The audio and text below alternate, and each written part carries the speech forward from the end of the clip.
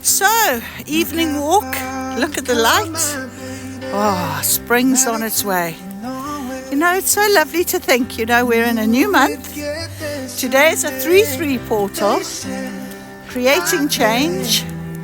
So lovely to think about, and having this opportunity to walk along, blue skies above me, a bit chilly, I'm not going to lie, but really lovely. And my power of thought today, really, I was having a conversation with a student of mine, and we were talking about the feeling of grief, and how do we process grief, and how do we get past the feeling of grief. And she was sort of saying that she grew up in a household where her mother, and definitely not her father, definitely did not allow any crying or show of emotion. And when you grow up in that sort of environment, I think you don't realize how it affects you really by the time you get into adulthood. And she said, she's very loving with her children. She makes sure of that, but she certainly doesn't cry. And she's really battling. When she was sort of talking about the loss in her life, and it's coming up to the anniversary, she wanted to cry, but she kept stopping herself. And I said to her, don't stop yourself from crying. And I know how on this journey that I've been on, how there have been times, and even most recently in these last couple of weeks, the emotion that has come out of me, the tears I have cried.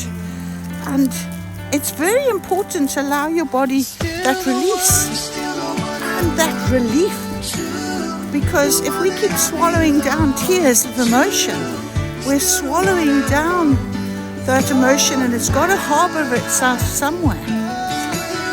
And often it will manifest in different ways within our bodies. And we maybe we won't sleep, maybe you'll feel ill. It's not a good thing to do that to ourselves. And if you want to heal your inner self and heal yourself and become a better version of yourself, you do have to address all of these sort of things. And one of them is, how do I heal myself if I don't allow myself to have a good old cry? So, let the tears flow. I think it's particularly difficult for men, especially men of a certain age, because they might have been told, men don't cry. Well, if you have a heart, and you have a soul, and you have feelings, and you are a human being, you can cry. You can feel sadness. You can allow that waterworks to happen.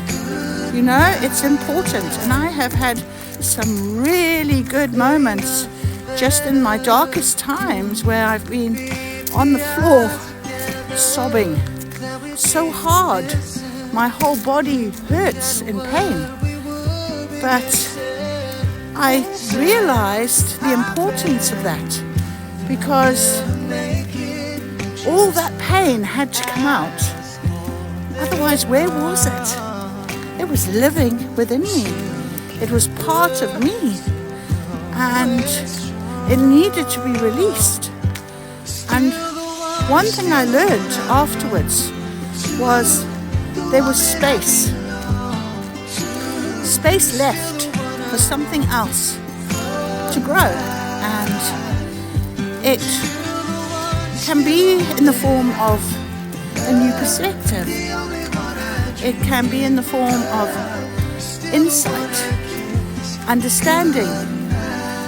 It can be almost like there is this little spark of change, a little seed of hope that grows in that space and changes how you feel.